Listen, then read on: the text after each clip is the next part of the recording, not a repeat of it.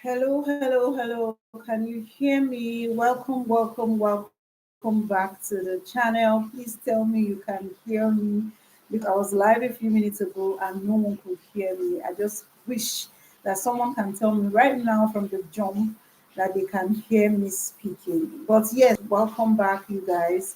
In case you do not know, I have been speaking about the housemates and I'm speaking about each and every one of them for the rest of the week. And I'm going to be speaking about three people today. I'm talking about Mensan, Isabella, and Kaybobo. So previously, I've spoken about Ivata, I've spoken about all the people that left before the final week. So tonight, I'm speaking about the people in the final week. So starting with, it's only fair that I speak about them from how they left the house. So that's what I've been doing since. So yeah, pretty much. If you're here and you can hear me, I need your help. I need you to tell me if you can hear me so that I know that I'm not speaking to myself, I'm not talking to the air. I need some type of encouragement so that I'm not alone. Okay? While I'm here, oh, I see someone. I'm waiting for your feedback. Can you hear me? Please tell me if you can hear me. So, what are we going to start with? Any, mini, miny, mo. I think we should talk about Mensan, the king of Africa. Mensan, the king. Let's talk about him. Can you hear me, please? Somebody, can you hear me? Oh, God. Let me type it in the chat so that I know that I'm not alone. Yes. Oh, yeah. Thank God. Oh my God. I was so afraid because I decided to use the mic today. When I'm using my laptop, I just use the sound from the laptop. But it's raining cats and dogs here in Lagos. So I said, let me use microphone. And yeah, it's working. Thank God. Well, we're talking about Mensan, the king of Africa.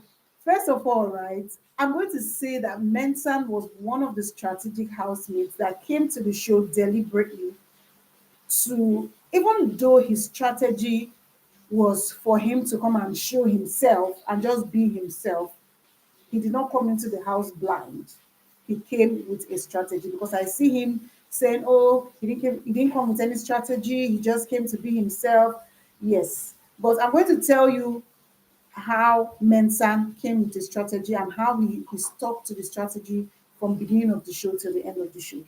So number one, Mensan came in the show from the first day. He already was like pressure. Maybe it was just an entrance, whatever, no problem. But tell me he wasn't deliberate when he went to meet his designer or his tailor or his printer or the person that does printing things for him to print on his shirt, on his outfit. Tell me he did not come strategically when he printed his mom's face on his t-shirt. Tell me he didn't come strategically when he came with all those costumes, the prisoner costume, the medical costume, the armed robber militant costume. Tell me he didn't come with a strategy. So for him to put together those outfits, well thought out outfits, well thought out storyline to come and show us, it means that he was coming into the house with a strategy. So he can't tell us that he didn't come into the house with a strategy. So he put those outfits together. And I like the fact that he didn't wait to try to unleash it small, small. Maybe with one, he will do one. With two, he will do one. No, no, no, no. There's no time for that. Because what if you leave? So from the first day that he got into the house, that was the ninth, no problem. By the next morning, he started unleashing all his outfits. Today he was a doctor. Tomorrow he's a militant. Next tomorrow he's a prisoner. The following he's wearing his mom's shirt. Something, and he's telling us all the story behind it. He will come to the diary room, he will explain the context so that we follow him. so that we follow his story and his journey. He wants all eyes to be on him. And did he actually achieve that? I'm going to say yes, he achieved it. He got his plan, he got what he was looking for. Because from that first week, from his outfit, everybody started speaking about Mensan, you know, right? And then following the rest of the weeks where, you know, he's either crying or he's, talking about himself, sharing his story, and yeah, he was competitive in the arena. He was trying to be, to do his best in the house entirely. One of the things that I noticed about Mensan is that he didn't complain for anything, any task that you give him to do, he's going to do it. I'm talking, oh, whether it's gym, all the things that people complain about. Oh, I don't want to go to morning gym. Oh, I don't want to do this. Mensan will do it. And it was not even a matter of when they even introduced the most influential player of the week, though. Mensan is just somebody that he came to the show to give himself to the show. And I think he did that. Then, besides this whole strategic part that I've earlier mentioned, Mensan genuinely is a happy person, unproblematic person. Like you could tell that Mensan didn't want to have any issue with anybody. Like he came into the house wanting to make friends, wanting to meet people who he believes that after here they are going to share, do a lot of things together. That's the type of mentality he came with. There was, of course, no pride in him. He was not proud. He was not trying to show anything. And to be fair, even right now outside the house, I've not heard anything about his law degree. We know that he went to law school before he entered the house. We don't know yet if he passed and if he's now a lawyer. But I just wanted to mention the fact that he was strategic. When he said he wasn't strategic, he doesn't know what it means to not be strategic. It's when you come into the house with no plan at all, but getting outfits and doing all that, mm, you were definitely strategic, bro. Anyways, let me know what your thoughts are, especially about him crying, about the outfits, just generally everything. Let us talk about who else? What are we going to keep for last? Let's keep capable for last. Let's talk about Isabella. Isabella. Oh, Isabella. Duncan Isabella. Isabella. Duncan. So when Isabella introduced herself as a seductress, I was like, nobody has been this bold about such a thing, right? And it was such a brave thing for her to do. So I'm going to start by describing the fact that Isabella is a brave person. She's brave. Um, and one thing that I also noticed about Isabella is the fact that she's very free spirited. She's very, very free spirited. Despite all the issues and fights that she had with Thelma Lawson, we could tell how from week one, well, not week one, day one, Isabella really, really liked Thelma. She talked about Thelma's dress sense. She talked about just how the fact that she and Thelma were from Port Harcourt, she would really like to, be friends with Thelma. And we saw how when that didn't work out, how she can easily just make friends, and the reason why people will make Isabella their friend is because somehow there's just how welcoming she is. She doesn't necessarily think that she's better than people, so that. And then she's definitely a good mother to her son. There are just a few people that would have a child at that age, and even though they don't have anything, they will still, have such close bond with their child. It's easy for someone who has a child at that age to just maybe go and give the child to their grandma to, just to look after the child, and then they will want to live their lives and all. But Isabella has spoken so much about how she has taken care of her child by herself. You guys, please be talking so that I know that you are here. Anyways, I move. So, but one thing that I don't want to say that I'm judging, but I don't quite understand it so much is about the fact that Isabella, she's not the typical Nigerian girl that is I don't know, there are people that are wild, right?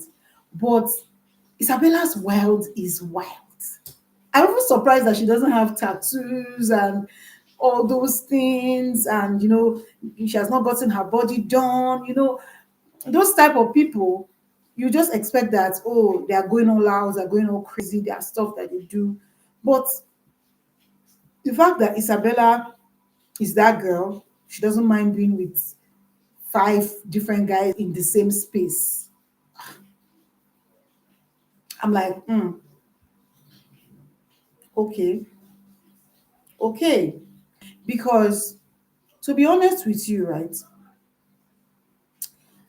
I don't want to use that to define her per se, because there's something that she keeps saying. She keeps saying that, oh, she came to give people a show, and even though she's living her normal life and all that, she's here to also entertain people. So maybe she did things out of proportion. It's not something that she's going to do like that, like that.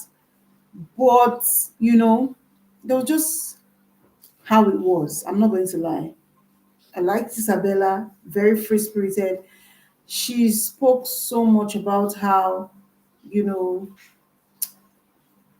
how how much she cares. You could tell when she's friends with somebody, you could tell how much she cares for that person when the person is her friend. You see her fighting for her friend. You see her when she and Emisi got close. Remember the fight with Faith and Emisi when Emisi said, "Get me an apoti, let me put it on, sit down here." Isabella went and brought it for her, and that's the type of person that Isabella is. So she's definitely a good person, but the other excesses that comes with it, just like she said, she's not a perfect person, and she wanted to show the world that she's not perfect. I don't know how I feel about that aspect, right? But mm, okay, if you say so. Now let's talk about Kaybobo. Kaybobo.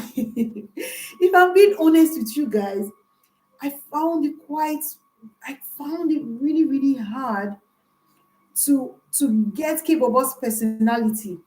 And this is because Kaybobo was mostly in the kitchen, not necessarily associating with people to get to know him like that. So when people associate with themselves, they have conversations back and forth, you will now get to understand them, know them. But for Kbobo, because he didn't necessarily have a lot of conversations with people, you can't tell whether, oh, he's this type of person or this kind of person he is. So for Kbobo, I'm going to say that number one, in his diary session, he spoke so much about God. He talked about how much he had not been with his Bible and how this is like the longest he has gone without his Bible. He wants to read his Bible. If brother can just give him his Bible. So it just tells a lot about him personally and how far he can go, with stuff and with things. Also, in the house, we could also see how even though he looks really big and there's nobody that will come his way that he will not be able to handle, confront, deal with them, he decided to be the smallest person in the house in the sense that he was the one doing the things that nobody wanted to do. I'm talking about cooking for everybody. You see people say, me, I can cook, but I can't cook for 29 people. Yes, I agree that I know how to cook, but I can't do this for everybody. How will I be cooking morning and night? Yes, he complained a couple of times when he was doing those things. But besides the fact that he loves cooking, he doesn't have to cook for all 29 of them. He can choose his people and cook for his people. But he did it regardless.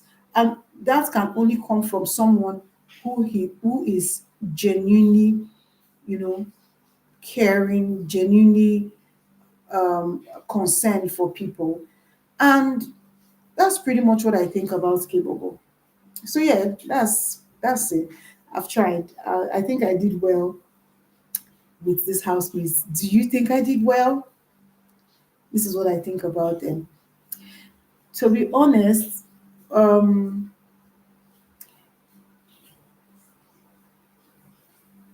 you guys, please help me like. Oh, thank you so much, Pamela. Thank you so much. What do you think about my review on the three of them? What do you think? Did I capture it well? Did I capture it well? See me, the way I'm moving, I've forgotten that I'm live. I'm just moving my chair back to back. So to be honest, I feel like these people well captured. All right, thank you so much. So I'm going to have to end here so that the video is not too long. Tomorrow, hopefully, I come again and we're going to talk about Jason J, Sultana, and Kola. I'm going to talk about all three of them. Thank you so much if you've come this far. You're the real MVP. I love you, and I'm going to see you on the next one. Bye bye.